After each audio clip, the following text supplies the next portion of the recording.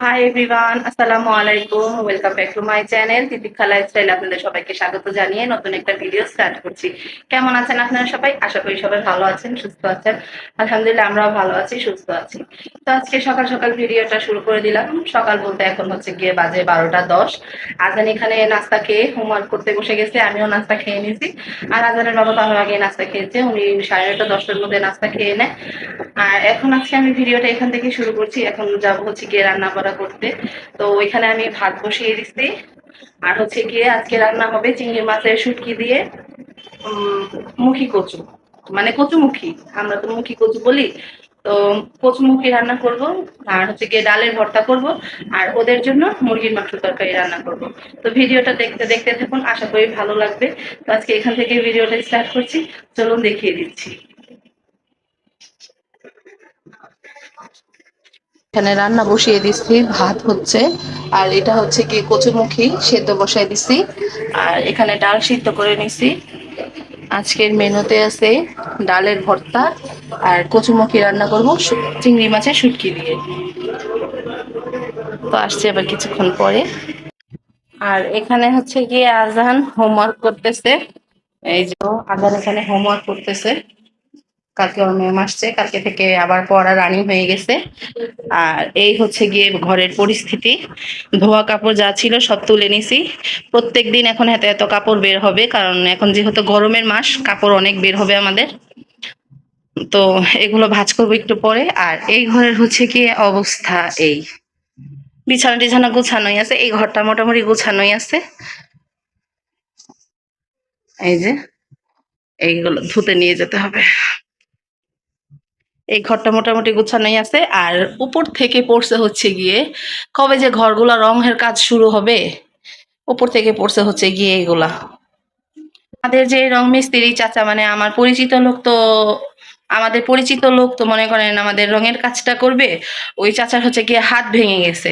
এই কারণে ওনার জন্য আমাদের ঘরের কাজটাও আটকায় আছে, এখনো রং করা হচ্ছে না। দেখি কোরবানি ঈদের আগে আগে, না হলে ঈদের পরে রংটা করে ফেলবো। উনি রিকোয়েস্ট করছে যাতে ওনাকে ছাড়া না করি। তো এই কারণে হচ্ছে গিয়ে আমার ঘরের রঙের কাজ আটকায় আছে। গোসলখানার গেটও এখনো চেঞ্জ করি নাই। তো সমস্ত কিছুই করব। এখন উনি যেহেতু বলতেছে যে পরিচিত মানুষ, উনি যেহেতু বলতেছে যে ওনাকে ছাড়া যাতে কাজটা না করাই, এই কারণে হচ্ছে গিয়ে আমাদের কাজটা লেট হচ্ছে। ঘরের পরিস্থিতি খুবই খারাপ। এই যে যেহেতু অনেক বছর আগে বাড়িটা বানানো, আমার শ্বশুরের হাতে বানানো, অনেক কিছুই ড্যামেজ হয়ে গেছে। তো অনেক বছর হয়েছে, প্রায় 40-45 বছর তো হবে এই বাড়ি বানানো হয়েছে। তো এই কারণে হচ্ছে গিয়ে এইরকম অবস্থা। তো যেটা যেটা সমস্যা ছিল ওইগুলো সব ভেঙে তারপরে হচ্ছে গিয়ে প্লাস্টার করা হয়েছে। রঙের কাজের জন্য এরকম বিচ্ছিরি দেখা যাচ্ছে, আমার কাছে অত একটা ভালো লাগে না। এই ঘরের সিলিংটাও একদম অবস্থা খারাপ। তারপরে হচ্ছে গিয়ে এই ঘরের সিলিংটাও অবস্থা খারাপ। বারান্দার সিলিংটার অবস্থা অনেক খারাপ। এক এক করে সবই ঠিক করে ফেলবো। আর যেহেতু উনি রিকোয়েস্ট করছে যাতে ওনাকে ছাড়া কোনো কাজ না করায়, এই কারণে হচ্ছে গিয়ে কোনো কাজ করানো হচ্ছে না। আমাদের সম্পর্কে চাচা হয়, আমার হাজবেন্ডের ভাতিজা, আমি চাচা বলি। তো আসছি, আবার অনেক কথা বলে ফেললাম এখানে। তো রান্নাটা শেষ করি। আর অনেকক্ষণ পরেই আসবো, অনেকটা কাজ বাজ বাকি আছে, এগুলো সারি তারপরে হচ্ছে গিয়ে অন ক্যামেরায় আসছি। এই তো এখানে হচ্ছে গিয়ে ডাল সিদ্ধ তখন তো দেখালামই। আর এখানে পেঁয়াজ কেটে নিছি, কাঁচামরিচ রেডি করে নিছি, আর রসুনটা কেটে নিছি। এখানে কচুমুখিটা সেদ্ধ হয়ে গেছে, শুটকিটাও রেডি করে নিছি। এখন এটাকে সুন্দর করে ভাজবো, ভেজে তারপর হচ্ছে গিয়ে রান্নাটা বসাই দিব। এখানে ভাতও হয়ে গেছে, ভাত উপর দেওয়া হয়ে গেছে। তো আসছি একদম রান্নার সময়।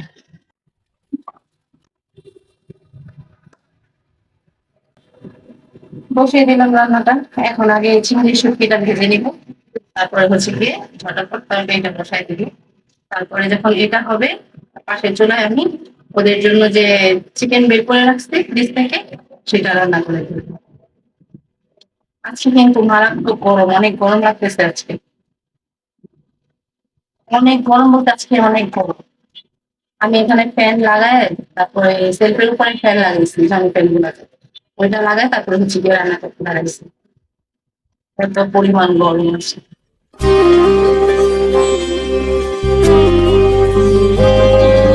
কলা পাতা মোড়া ছায়ার উত্তর, উঠোনের কোণে ছড়ানো সুদূর। কলা পাতা মোড়া ছায়া রোদ্দুর উঠোনের কোণে ছড়ানো সুদূর এই মেঘ আসে সরে যায় উঠোনের কোণে একা বসে ঠায় কি দেখে পুণ্য কি জানে পুকুর পুতুল মেয়েটি সামনে মুকুর কি জানে আধার কি জানে আলো দুটি পুতুলের সংসার কালো কালো ছায়া আসে দেয়া চমকায় পুণ্যি পুকুর একলা শুকায় পুণ্যি পুকুর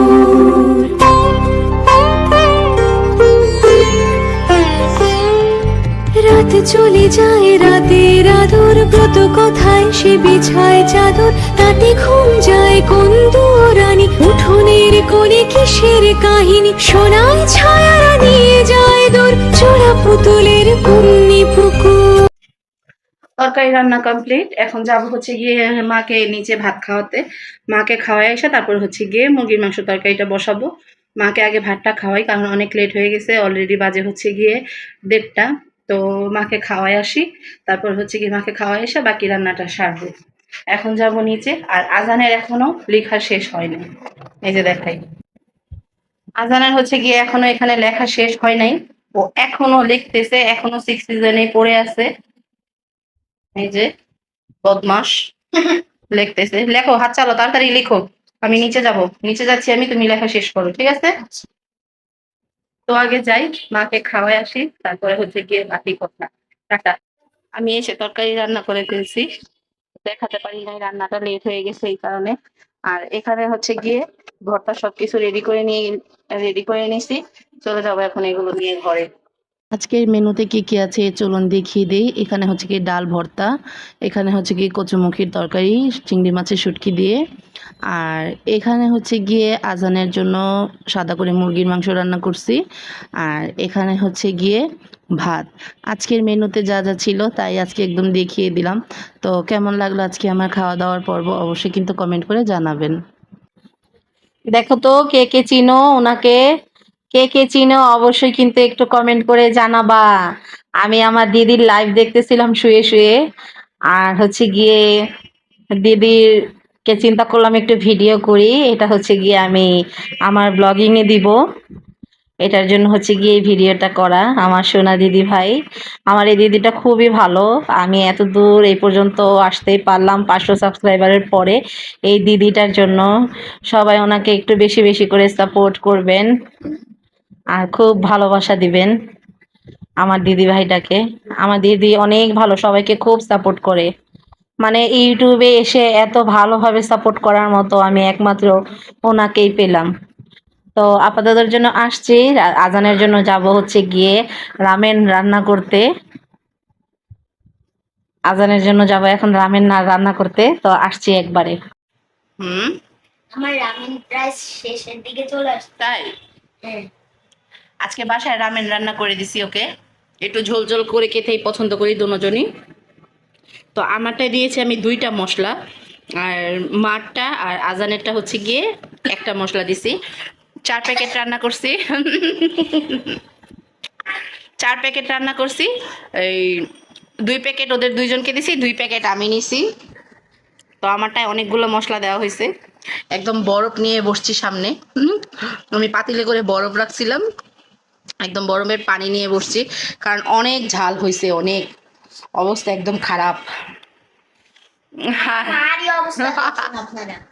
না আমি এখন ক্যামেরার সামনে আসবো না, তোমাকেই দেখাই। আমার মুখ পুরো একদম লাল হয়ে গিয়েছে।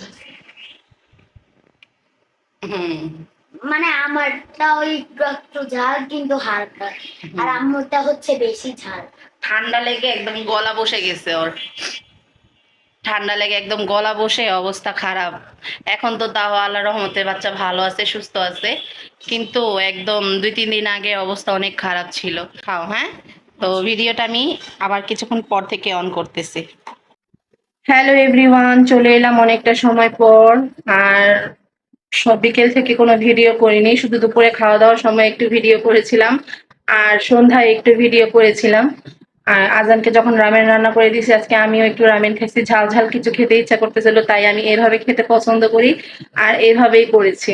আজান এভাবে খেতে খুব পছন্দ করে, এই কারণে হচ্ছে গিয়ে রামেনটাই রান্না করলাম, যে ঝাল কিছু খেতে ইচ্ছে করতেছে যাতে মুখের স্বাদটা ফিরে আসে। এই কারণে হচ্ছে গিয়ে অনেক ঝাল করে রামেন রান্না করে খাইছি আজকে।